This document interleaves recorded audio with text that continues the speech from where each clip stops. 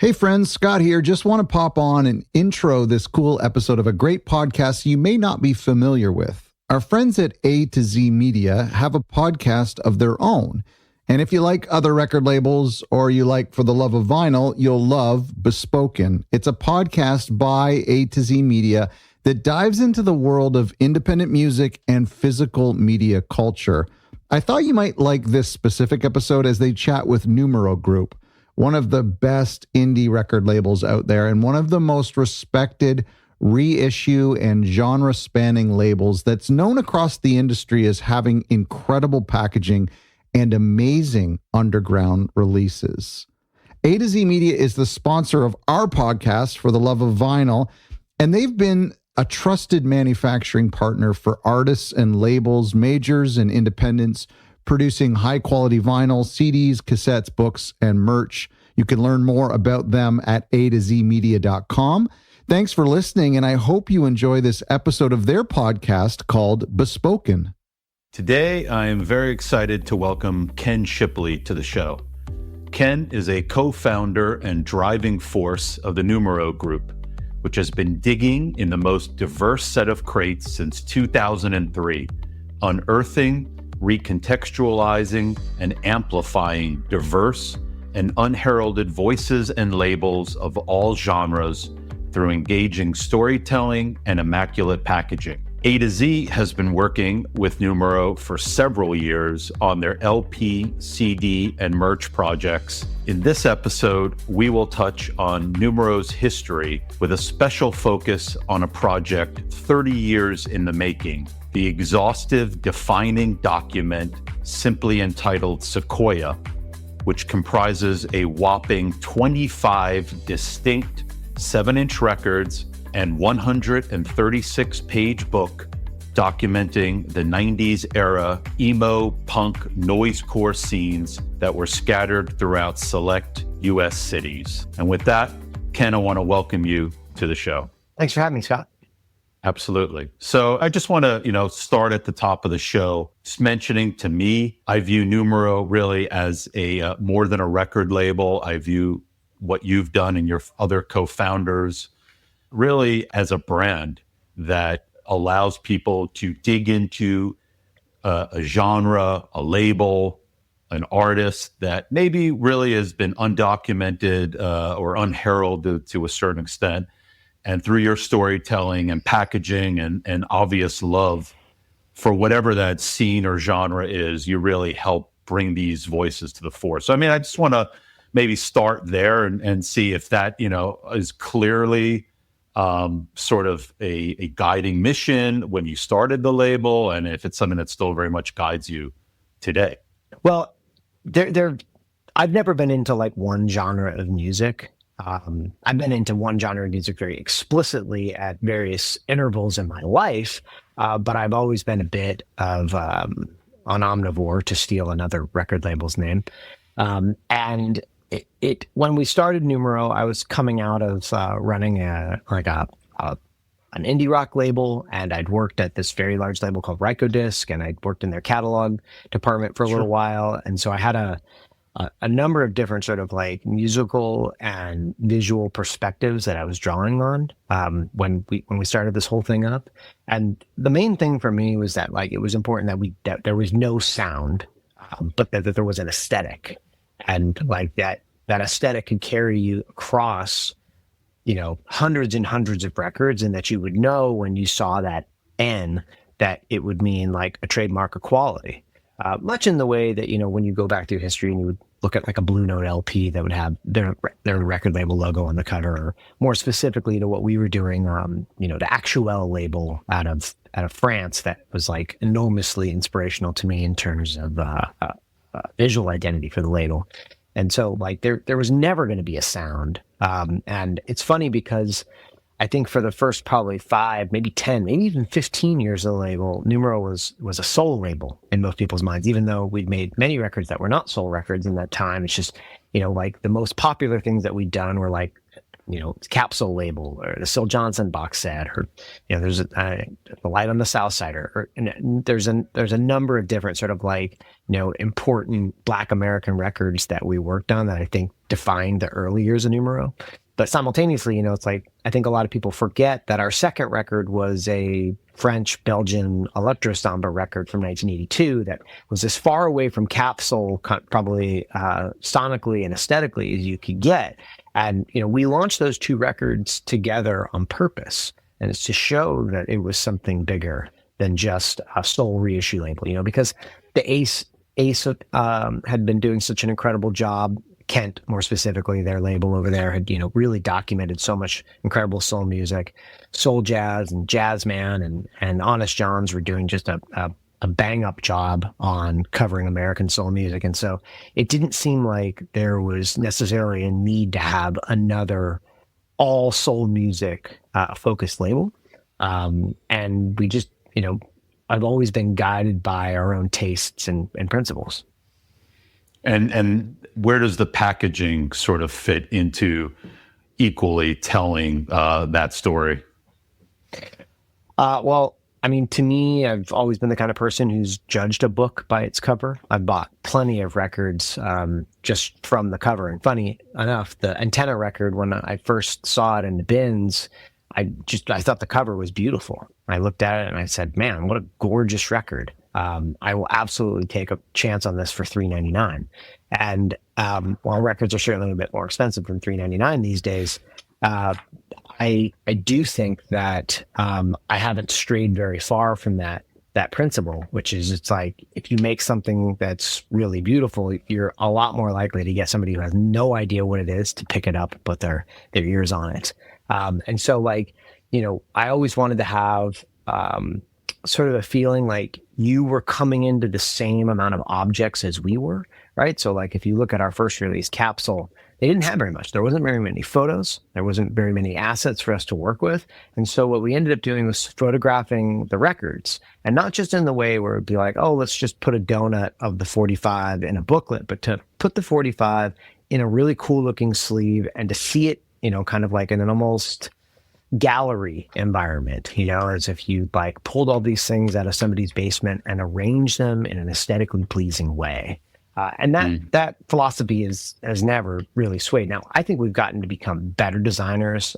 We've obviously gotten into deeper catalogs with much more visual assets to work with. And so depending upon what the project is, it could go a number of different ways. If you get flooded with incredible images, well, man, sometimes it's just hard to put together the record and leave something out, but then other times it's like you don't have that many images, and that limitation sort of requires you to make something great out of something very little. And so, like I've always been a sucker for making a great cover and knowing that would be like that first driver. And so when I go into any project, I sort of like, after we've done sort of deciding what the music is going to be, my next step is to start thinking about what is this package going to be. Does that start from the cover? Always starts from the cover. I want to see what like the most amazing defining image of that scene or artist or whatever it is we're covering. I ideally, we'll have something that's just, the best thing that we have will sort of go forward. But oftentimes, you're working with, depending, the artist or something, it's like you want to be able to put the artist on the cover or many of the members of the group on the cover. And it's sometimes difficult to be able to do that, right? Because there's plenty of groups that we've worked with that don't have a single photo to their name.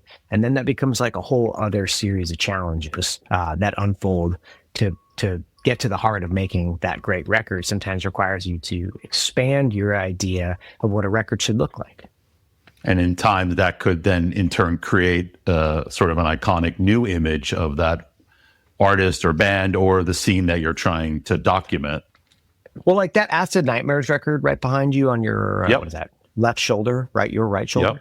Yep. We had that done by a guy who, we explained to him like, hey, this is the idea. We want to do a black light record that could glow in the dark, that focuses on, hard rock, drugs, sex, pills, whatever. And like we gave him these very, very specific parameters. And then he came back and with these sketches of just like, here's what I think this world looks like. And now it's funny because we've sold, I don't know, 15, 20,000 copies of that record. And it's one of the records that when people are going through Numero, they look at and they find it to be one among the most striking things that we've ever done. And again, it's a representation of this, non-existent hard rock scene of the late 60s and early 70s that we sort of wanted to put an identity around, right? And it's just like, it's more than just long hair, it's something bigger than that. And like anytime you get an opportunity to sort of do that, you want to like push it as far as you can. The original pressing of that came with a flocked background, like it was all the black was flocked, and there was 8 different colors or something of it. And it's like, if we can push the cover art on these things so far that, again, when some person who that type of imagery speaks to them, maybe they're into hard rock, maybe they're into metal, maybe they're just into weird looking stuff, you can pull them in without even having them listening to a single note. And that's when like that I know that I've succeeded with coming with a great record. I mean, I feel like you've really done that better than most labels of the past 15, 20 years, is creating that indelible cover image and backing it up with really captivating copy on the marketing sticker. And yeah, I'm sold. I want to pick up this record. I may never have heard of one of the bands or anything, but I want to learn more. And I think you guys do it better really than almost everybody else out there. I mean, all that really comes from just like looking at a lot of records over the years, looking at great people who've designed records over the years and who've like understood that like maybe a record label might want to have its own identity in its cover, and like when I was working at Rykodisc, for instance, they had this really simple thing. All the covers were different, but they had this sort of Coke bottle green jewel case that tied the whole thing together, so that when you were in the bins flipping through CDs and you saw that Coke bottle green jewel case popping up against all that sea of clear plastic, it sort of meant that there was something interesting there for you to dig towards. And I always wanted our covers to sort of be seen as just like, there's no track listings, there's nothing, you don't know anything about this. The hype sticker and the cover sort of tell you everything that you need to know. If you need to get in your phone to figure out anything more, you got that. But like I think the austerity of it was sort of intentional to get people sort of questioning what they want to see in an album cover, what's important to have in their collection. Absolutely. Yeah, I certainly remember those Rykodisc CDs of the 90s and, really incredible bands like Sugar and Morphine and even the Bowie catalog. And you really were unified with that green, which they had patented, I believe. They did, yeah. It's funny. I remember before I worked at Ryko, I was working at another record company, and there was this band on Discord called Blue Tip. And they really wanted to do that Coke bottle green jewel case. And they went out and tried to find it and realized that not only had the jewel case color been patented, but the pigment dye that had gone into that clear had been patented. So there was no way in it. Such a brilliant little move, right? Like from the beginning, they did that so early. They recognized that there was this easy way for them to stand out in a market that was going to be extremely crowded. And that's how I felt about the reissue business when we launched the label in 2003. It was just like, there are so many people doing this thing. What are we going to do that's going to set ourselves apart from the pack? It goes back to branding, really. It's like, how are you going to brand yourselves and make it that captivating, unifying, consistent voice that people will respect and continue purchasing products, even if they don't know about the music. Is there any packaging that you look at today or any ideas like that? Like, I mean, no one has the scale to make a custom colored jewel box anymore, but is there anything along those lines that like, hey, if I had my way, I would love to make something that would be from a media standpoint, almost a patented sort of an item? It's funny. I'm constantly looking to the world for ideas for like what to make. And I'm going to pull out a couple of examples of things. Like we did this series called The Cabinet of Curiosities that was really about pushing the boundaries of what records could be and what records should be. And so I'm just going to kind of show you a couple of them so you can get an idea. Like this one, it's denim. It's got a pocket with like a little note in there. I mean, like real denim wrapping it. So I wanted it to look like a pair of jeans that somebody might wear. And the music inside there sort of reflects that. This is an 8-track that you can pull out from the bottom. I'd actually open them up, but they're sealed. We did a floppy disk for this one. Yep. We did a cigarette pack with this one. Yep. This one's a yearbook from the 60s. This one is a matchbook. This one folds into a pyramid. This one is a film canister box. This one's a working planisphere so that you can see the stars in the sky. And this one's a Nintendo game. And like all of those sorts of different, those ideas that we talk about of like, like pushing into, like different sorts of packaging aesthetics are things that I'm constantly looking for in the world. And it's like, I spend an inordinate amount of time at flea markets and vintage malls and that sort of thing, looking for relics from the past that need to be advanced into the present so that people can sort of like understand them in a different context and maybe appreciate them from a different context. But also like, in doing that Nintendo game one, that's a nod to a place that I come from, a place that maybe other people come from and like builds an instant nostalgia for the package and maybe an expectation for what could be on the inside of that. But they're all austere in that same way, right? This is like, keeping it mysterious and different and weird so that the person that's diving in kind of has no idea what they're getting into. But they think they have somewhat of an idea. I mean, in a Nintendo package, surely, there's some connotation that there's going to be, a game or electronic component to whatever their the aesthetic of the packaging is. Absolutely. I mean, the aesthetic of that packaging is going to drive people towards what they think it's going to sound like. And then what you do on the inside is surprise them, and take them to some places that they didn't know they wanted to go. Which is music, which is where the music comes in. Exactly. Yeah. So, I mean, how much of that is the visual versus music, and where are you personally like devoted, or is it everything? Are these projects like from the outset? Is this your vision? And I know we're going to talk about Sequoia, but, in some of these other projects you just showed me, were these jobs that you were like, hey, this is my idea and I'm going to execute the vision as well as compile the soundtrack to that vision? Well, like on these 10 records, there was kind of a larger team of people. It was like I think we started it in 2019 or 2018 maybe. And it was just this idea of like making records more interesting again. We wanted to do a series of compilations and we were sort of like looking at different vibes within the catalog that could all sort of sit together, So it's like, hey, this music sort of all sounds not the same, but sort of fits under an umbrella. What can we put around it to sort of like give it an identity and not have to worry about like covering a very specific scene or anything like that. And also not having to make it like so generic as a genre compilation, and that they could be a little more fun. And so like my partner, Rob, he drove the pyramid one, he had this idea for sort of like a turned on futuristic black 80s underground music. And, then we worked for a really long time to sort of discover what that package would be for each one of these things. I mean, series took, I don't know, 5 years to complete.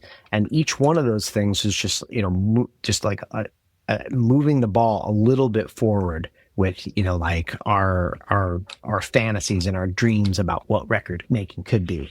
There's also like, we worked with a ton of incredible designers over the years who've helped us like not only build these things, but also like give us ideas around them. So it's like I might come in and be like, hey, I want to make a record that's a matchbook, but not have an idea for what's going to be on the cover of that matchbook or what's going to be on the interior of that matchbook. And then you obviously, when you have a great team around you, they can populate those records with their ideas, and then you slowly you approach it with like, how can we fit everything into this? And then you shave away to what the reality of the package is going to be. For sure. And how many of these sort of projects are ongoing at any kind of one moment, whether they're about to be released or you're really in that still creative infancy of putting these things together? Well, I can tell you right now, there are a little over 150 records that have not been released that are in various stages of production. We release about 75 records a year. And there might be things, for instance, like just today, we added 2 things to the 2026 schedule that we hadn't even considered before, but that we wanted to push forward. And so it's just like when I say that 150 number, it's like, oh, you'll be through that in 2 years. But some of these projects might take 5, 7, 8, 10 years to develop. And then, as we're acquiring new catalog along the way, things get pushed into the schedule. Like, you're always kind of looking for a mix of difficult things like the Blondie or the Husker Du or the Soul Music of Illinois, combined with doing some layups that, you can get out really quickly.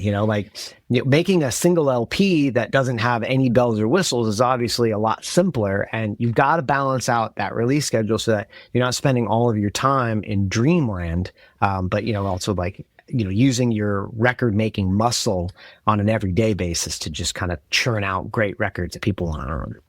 Yeah, we talk about hitting singles and doubles all the time. So I would imagine that analogy is somewhat apt here, is everything can't be a Blondie or a Husker Du box set every day.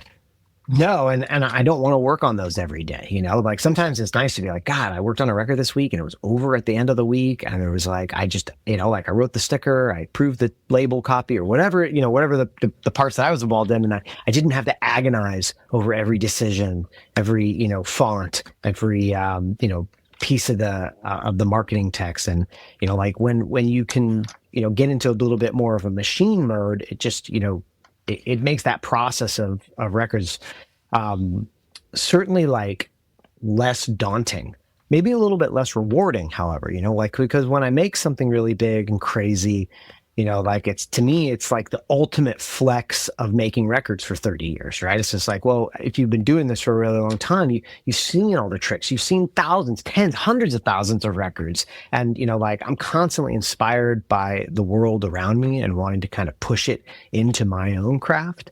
And it's just like a joy, for instance, to look at something like Sequoia and be like, that is the product of somebody who has, looked at records and has been making records for a very long time. For sure. So let's get into Sequoia. So like, if you had to describe what it is, I don't want to even begin to describe it. Please do. I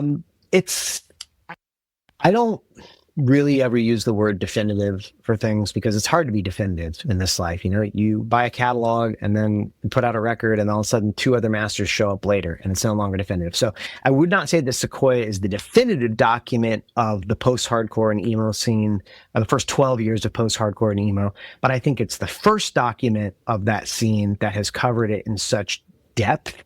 And so it really honors the sort of aesthetic, values of that scene and the sort of, sonic values of that scene in a way that nobody has ever done. I would compare it to something like Nuggets, which I think for a lot of people was their first entry into underground garage music. And was certainly an inspiration as we sort of talked about this thing. It was like, how could we do that, but for this scene? And what does this scene look like? The great news is that I came from it, right? So it's just like, not only did I experience it, but I owned all the records and I had lots of flyers and I had lots of friends who owned records and photos. And, we'd been sort of compiling a lot of these bands over the years on different standalone records. And so it's just, it came to be, for us sort of like the numero document of this scene. Were you playing in bands? Were you releasing records at this time? Like maybe you can take us back, like where for you was the scene and what was your involvement in it? So this particular strain of post-hardcore kind of erupted in the mid 80s in DC. I was a little young for that, but by the time about 1991 rolled around, I was a 14-year-old kid who was figuring out what part of punk was interesting to him. And I always sort of, shied to maybe a more emotional state of music, like things that were deeply powerful. I loved Fugazi. I followed Discord with, a reckless abandon at one point. So getting into all of this music for me was pretty, the word I'm looking for. That doesn't matter. It was a really important period of time in my life, as your teenage years and the music you listen to in your teenage years tends to be, right? And so I started putting on shows when I was 15 and about a year later, I was like deeply involved in this scene in Cupertino, California, which is where I'm from.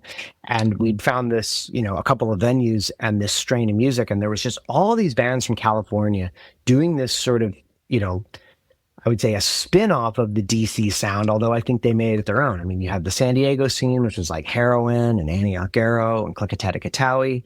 And then you got, your LA scene, which had Still Life and Shroom Union and Evergreen. And then, in our Bay Area scene, it was like Indian Summer and Fuel and John Henry West and, Allure and Mohinder. And there's just so many great bands that were sort of like tied together, like within like a 6 or 7 hour range of one another, that a circuit developed. And, I saw that circuit and was part of that circuit sort of spinning into a national scene. And again, like once you start, hearing a band and they get connected to another band and then somebody sends you a record or you heard of that. And then the picture started getting bigger and bigger and bigger. And so when I think about, like what I was doing back then, it was very local, but at the same time, I was also selling records from around the country. I had a distro box in the back of every show and was, buying records from Little Rock, Arkansas and Paramus, New Jersey, and, all sorts of other little burgs that were doing something similar. And trying to kind of cross those records together and find that audience. Because you're talking about shows where there was like, 60 kids might be a huge show. Like I've been to plenty of post-hardcore shows where there were 15, 10, 5 kids. This was a very like small scene, but extremely dedicated. So as I was saying, I was, putting on shows, distroing records. And then the first record that I ever made came out in 1995, which is called Eucalyptus. That'll be important in a second.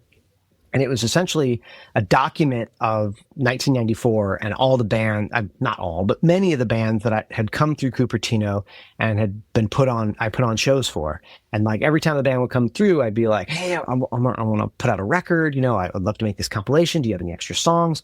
And then staying in touch is the way that scene was, which was through the mail, maybe through having a dialer and using the payphone, whatever it was to sort of like stay in touch with folks. I slowly but surely cobbled together that first double 7-inch, which was called Eucalyptus, which is, just like the first tree, which was my first label, tree in the forest of millions. And I always saw it as sort of being a defining document of that era of my life and like, wanting to showcase this really cool scene that happened before I got too old to appreciate it. That's pretty impressive. Now, that record came out when I was about 18. I just turned 48 on Friday. And Sequoia is the 30-year sequel to Eucalyptus in many ways, because it's like I'd always planned to put out another record, but then, your taste changes as you get older. You get into different things, and like emo especially, I think, is a young person's music. I say that not to say that you can't enjoy it in your 40s or your 50s or your 20s or your 70s or whatever, but it speaks loudest to you when you are in that angsty place in your life, when like everything is falling apart in your family, or you're getting beat up in school, or, you got some girl that broke your heart or whatever. There's, that music just, it hits so hard when you're a kid. But like, I always thought that, that these records were really just like incredible pieces of like non-commercial, commercial art. And like down to the packaging, like the aesthetic of chipboard and hand screen printing and, like little inserts everywhere and, clip art of out of copyright or in copyright bits of work that sort of defined what this thing was supposed to look like. And I was looking at, my records as we were developing a bunch of other projects and starting to kind of see all of those singles in a box together, that we were picking out. And I was like, man, this is an incredible box of records. Like, if you owned this box of records, it would be a starter set for like getting into this music. And that's kind of how I looked at it. I was like, what would be a great way to showcase the first decade of this music from a more underground perspective? It doesn't have Rites of Spring on it. That's okay. It's not supposed to. It's not supposed to be definitive. It's supposed to be like a numero look into this world and more of an underground world. Like Somebody else has already done Moss Icon. That's okay. We don't have to do every record for it to have it be a successful and impressive package. Like the idea should be that you can reach into this box, and there are actually 27 7-inches in it. Well, I 25 in the box or 27 in the box? 27 because there's 2 double 7-inches in that box. And, but like if you pulled out any one of those records, you'd have a starting place to go somewhere else. Was the goal to have that many 7-inches in the box? The goal is always to have 25 groups in the box. It was originally going to be a 25th anniversary of Eucalyptus. It just took a really long time to come together, and making 30 in the box just seemed maybe more daunting, and the price obviously just keeps going. Mm-hmm. But like, it's also, and I use these analogies like lightly, but I really was sort of inspired by how Marvel builds a universe, right? So it's like, we'd already made an Indian Summer LP, which is to me like one of the most defining emo and post-hardcore records.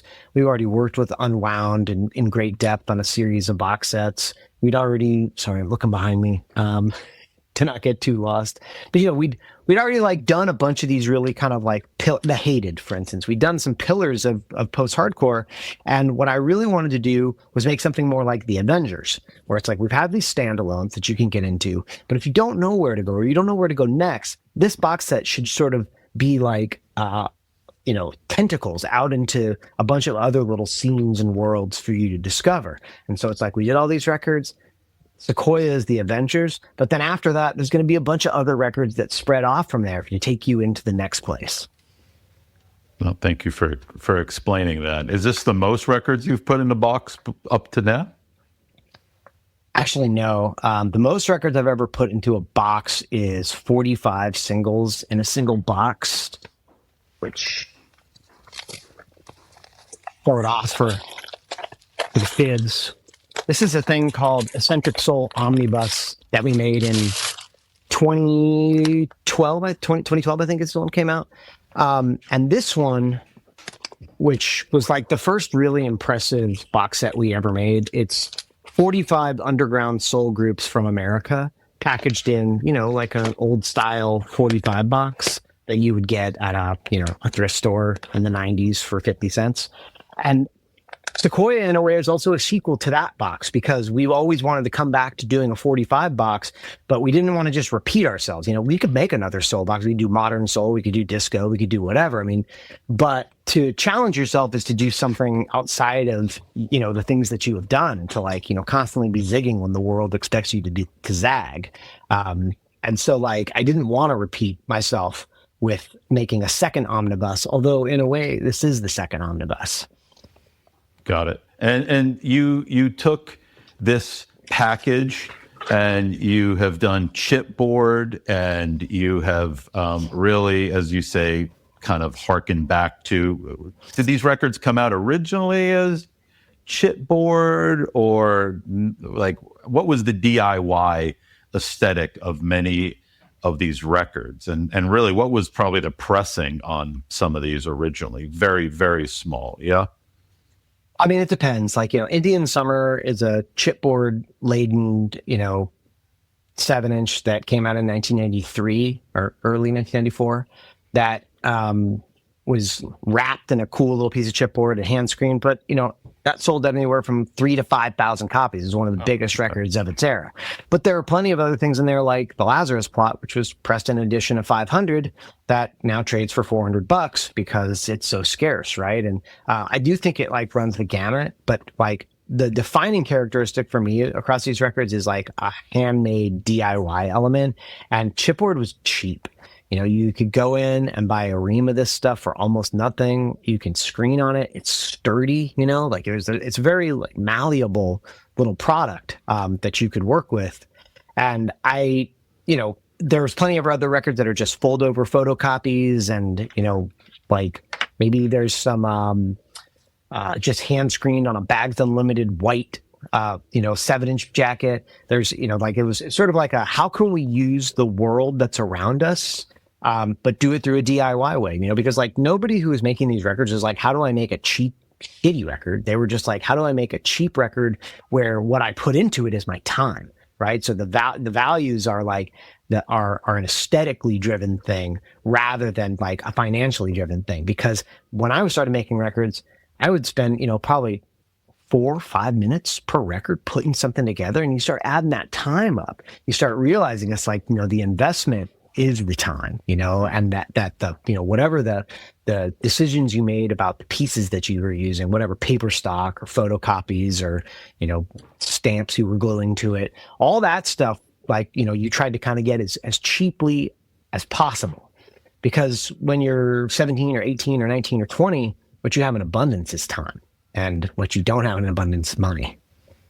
Well said. And really in that time period, the 7-inch and even 10-inch to a certain extent was very much the currency that bands and labels really kept putting out new music and taking ads in zines. And as you say, Rick, really running mail order operations and spreading their music and vision to the world. And so I think it's very appropriate that you have all these 7 inches in this box. But, I find probably your 18-year-old self couldn't have imagined that you would have put together such a lovely box. There would have been no way to have done this in 1995. Like I didn't have the resources to do it. And that's kind of the joy of getting older sometimes, is it's like you get a lot more information about the world, but then you get a lot more resources to work with in that information. And like, to me, when I made Sequoia, I was like, what would be the record that would make in a perfect world in 1995? What would be on it? What would, like if Ken Shipley that, like was looking at and buying all these records, if he wanted to make this, what would he make? I think I succeeded in a lot of ways. I mean, it's hard because it's like, I'm my biggest critic, like probably any artist is you look at your work and you're like, oh, I would have done this, or I would have changed that, or, like I would have put this different song in here. And we'll see, but let's see when I'm 58, how I'm feeling about it, or 78. So can you talk about the trip that you took to see this vision come to life? Yeah. I've been to a lot of pressing plants in my life, but I knew that it was sort of like the mother pressing plant, like, it's so big. I mean, and I brought this idea to your associate Patrick, and I was like, hey, I would really love to go there and show people what it's like to get a Numero box set made. What would that be like? And he's like, man, they don't let anybody into that place, like not with cameras. And I was like, well, look, I don't care about like showing any secrets or anything like that. Like they can look at it, that's fine. But what I really want to do is take people on a journey, to be like, you buy box sets from Numero all the time. Here's what it actually takes, here's all the people that are involved. And I was like stunned by how massive this operation was, right? Because there's like something like 2,000 people work for that company worldwide, at least 1,000 working in that plant. It's the size of a small village. There's 32 buildings, I think, spread across the entire area. It's wild. Like when you walk in the front door, they've got this sort of scale model of the grounds, so you can see while you're waiting for somebody to let you through the barrier, like this is how big this thing is, and this is where you're going. And it was just like kind of unlike any other place that I'd been to, because there were so many things happening there. You go to a record pressing plant and you see records coming off of a press. I've seen that. I've been to probably 10 pressing plants and seen that.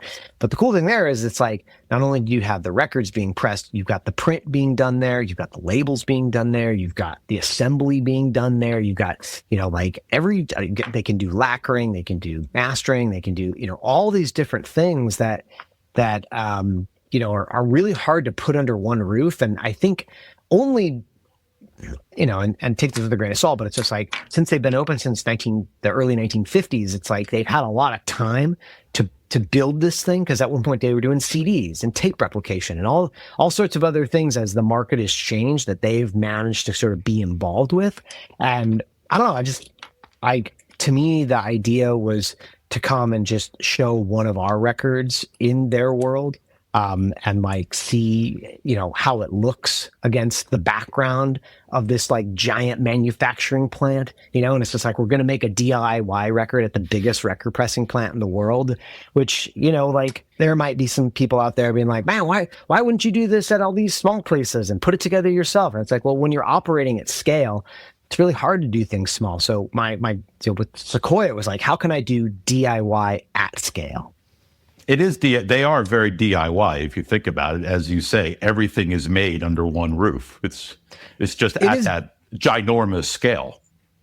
Yeah, and it's crazy. It's just like, I remember watching these like 25 women putting together the box set one by one, and I kind of like went down the line and was like, here's this person, here's how they put it together. They're all wearing little white gloves. They got this blue table to keep the dust off. It's like a blue tablecloth to keep the dust off, and just everything is so intentional, like they're really like, they care about what record comes out on the other side. And look, there have been great records pressed at GZ. There have been miserable records pressed at GZ. You can say that about any plant, Absolutely. But what I think is so like cool is that, they're operating in a way that just nobody else is operating. And to just go there and like see that and experience their little world, I thought was so special. And I was like deeply appreciative of their willingness to let me be kind of zany and, like go, like, I remember there were just like different things. I was like, what's up this ladder? What's around this staircase? And they were like,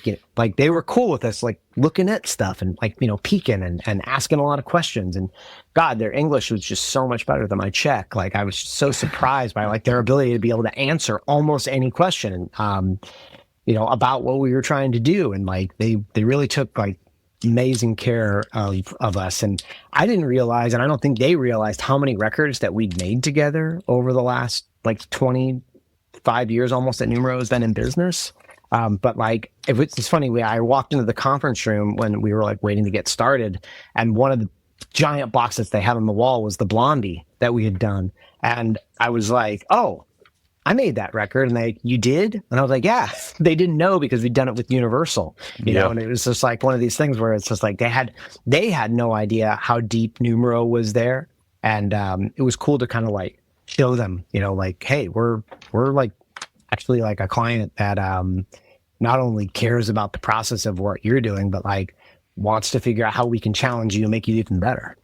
Yeah, for sure. And they're definitely that company that we lean on to make those challenging, impossible box sets. And I look at a project like this, the quantity, the really various packaging components, from the book to the slip and slash box to all the jackets.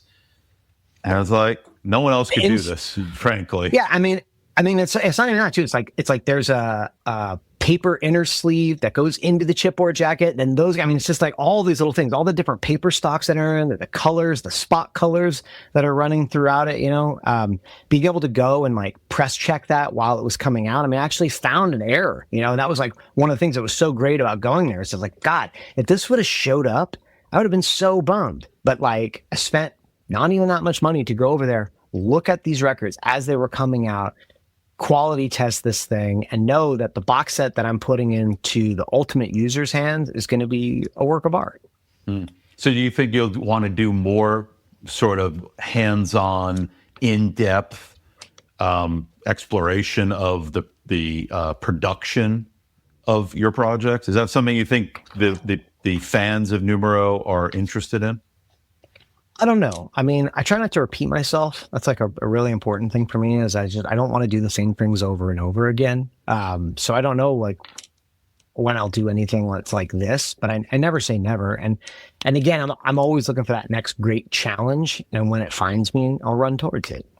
Yeah, absolutely. Well, I think I've pretty much asked the questions I wanted to ask. I did want to talk a little bit about the merch that you guys have been doing, which I love. And maybe you just talk about that, like from the basic t-shirts, hats, totes, all the way to like something like the Duster Cat.